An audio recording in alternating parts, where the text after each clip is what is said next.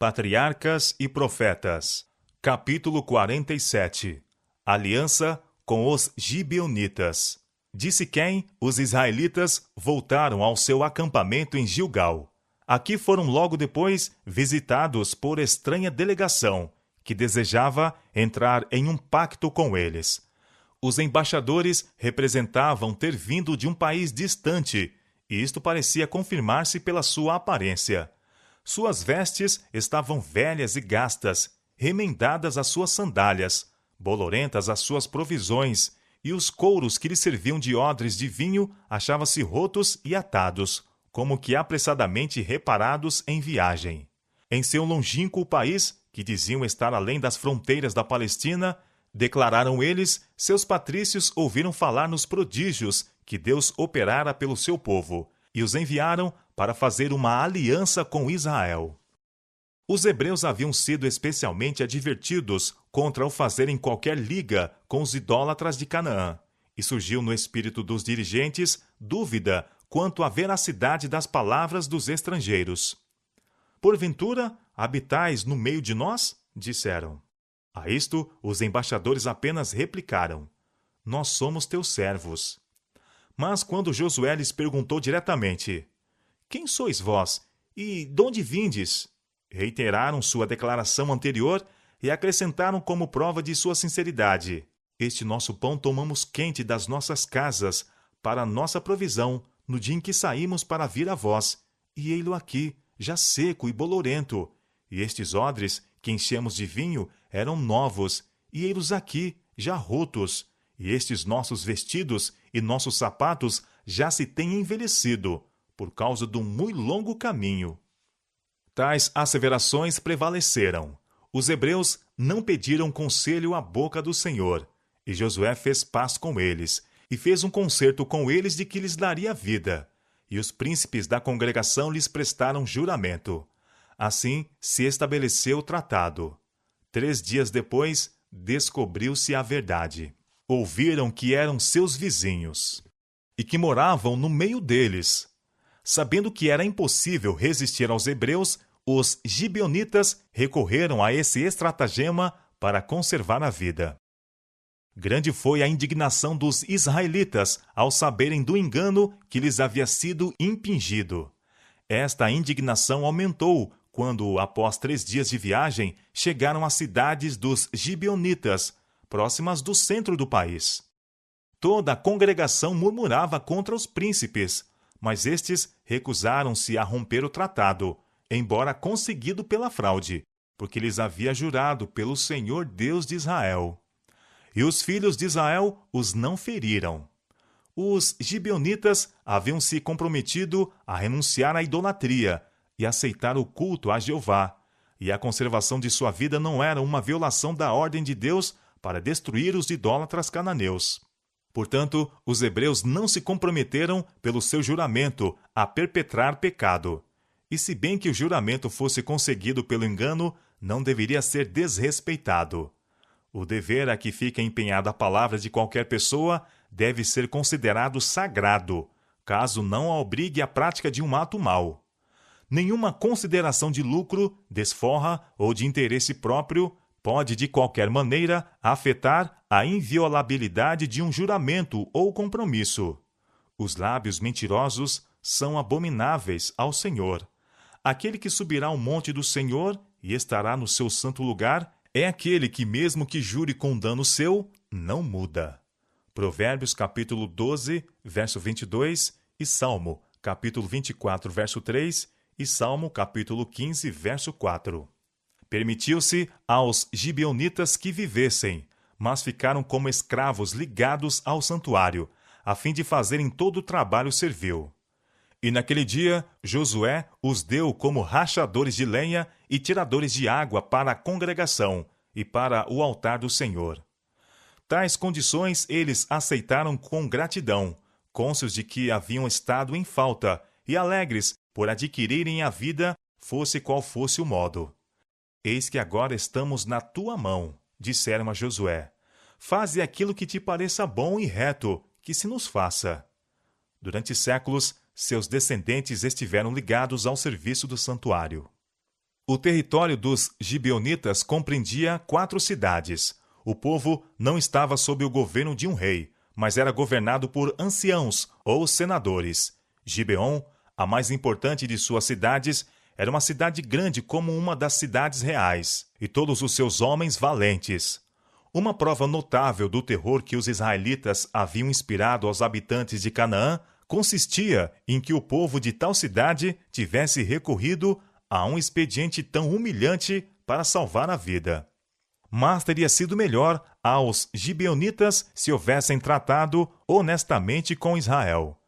Conquanto sua submissão a Jeová lhes tivesse conseguido a conservação da vida, a fraude acarretou-lhes somente desgraça e servidão. Deus havia tomado disposições para que todos os que renunciassem ao paganismo e se unissem a Israel partilhassem das bênçãos do concerto.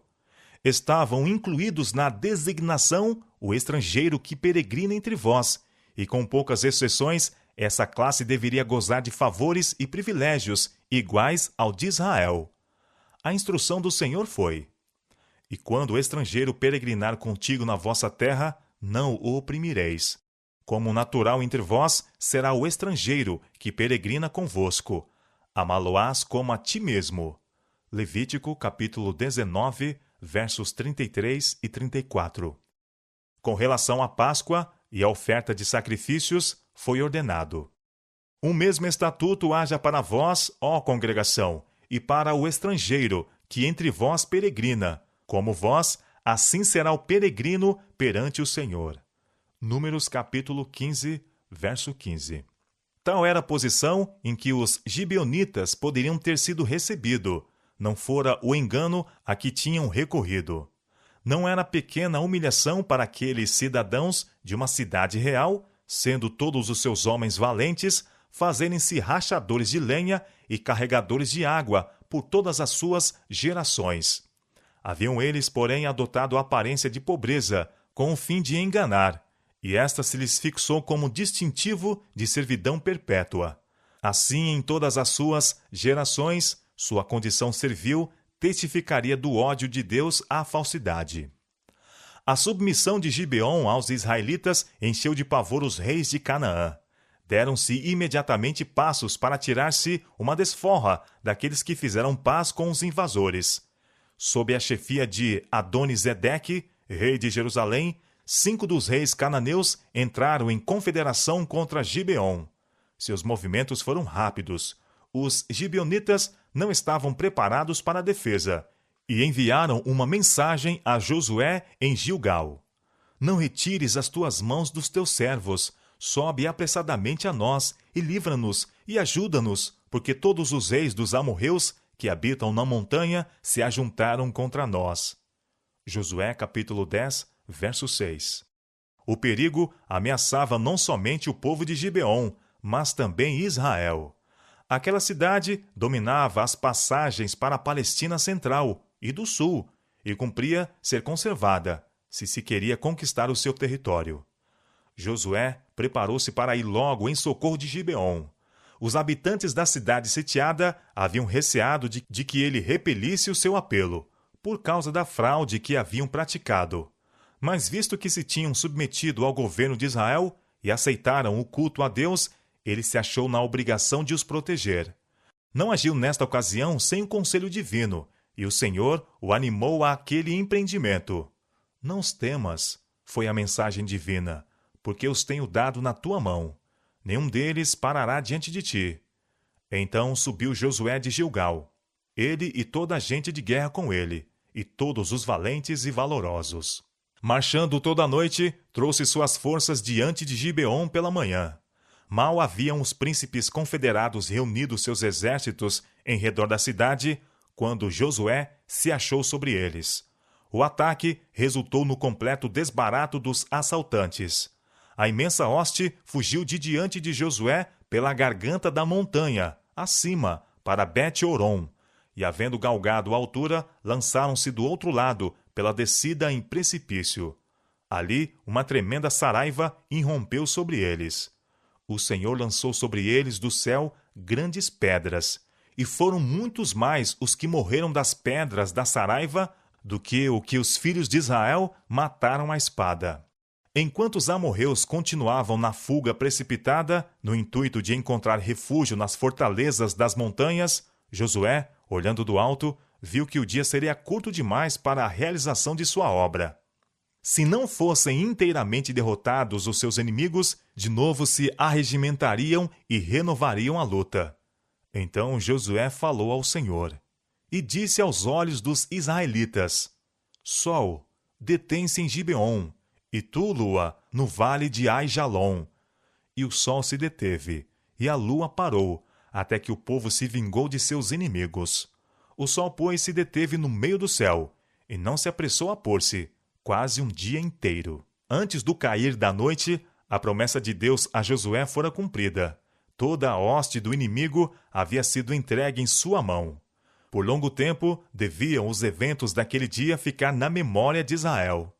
Não houve dia semelhante a este, nem antes, nem depois dele, ouvindo o Senhor assim a voz de um homem, porque o Senhor pelejava por Israel. O sol e a lua pararam nas suas moradas, andaram à luz das tuas flechas, ao resplendor do relâmpago da tua lança. Com indignação marchaste pela terra, com ira trilhaste as nações. Tu saíste para salvamento do teu povo. Abacuque, capítulo 3, versos 11 a 13. O Espírito de Deus inspirou a oração de Josué, para que de novo se pudesse dar prova do poder do Deus de Israel. Conseguintemente, o pedido não ostentou arrogância por parte do grande chefe. Josué recebera a promessa de que Deus certamente subverteria aqueles inimigos de Israel. Contudo, aplicou tão delicados esforços como se o êxito dependesse unicamente dos exércitos de Israel. Fez tudo que a energia humana podia fazer, e então, pela fé, clamou, rogando o auxílio divino. O segredo do êxito está na união do poder divino com o esforço humano. Aqueles que levam a efeito os maiores resultados são os que mais implicitamente confiam no braço todo-poderoso. O homem que ordenou: Sol, detém-se em Gibeon, e tu, lua, no vale de Aijalon. É o homem que durante horas jazeu prostrado em terra, em oração, no acampamento em Gilgal. Os homens de oração são os homens de poder. Este grande prodígio testifica que a criação está sob o governo do Criador. Satanás procura esconder dos homens a ação divina no mundo físico, a fim de conservar fora das vistas a incansável operação da primeira grande causa. Neste prodígio são repreendidos todos os que exaltam a natureza acima do Deus da natureza. Pela sua própria vontade, Deus convoca as forças da natureza para transtornar o poder de seus inimigos. Fogo e saraiva, neve e vapores, e vento tempestuoso que executa a sua palavra. Salmo capítulo 148, verso 8. Quando os gentios amorreus se dispuseram a resistir aos seus propósitos, Deus interveio, lançando do céu grandes pedras sobre os inimigos de Israel. Estamos informados de que uma maior batalha a ter lugar nas cenas finais da história da Terra, quando o Senhor abriu seu tesouro e tirou os instrumentos de sua indignação. Jeremias, capítulo 50, verso 25. Entraste tu, pergunta ele, até os tesouros da neve, e viste os tesouros da saraiva, que eu retenho até o tempo da angústia, até ao dia da peleja e da guerra? Jó, capítulo 38, versos 22 e 23. O revelador descreve a destruição que terá lugar quando a grande voz do templo do céu anunciar: Está feito. Diz ele: sobre os homens caiu do céu uma grande saraiva, pedras do peso de 1 talento. Apocalipse, capítulo 16, versos 17 e 21.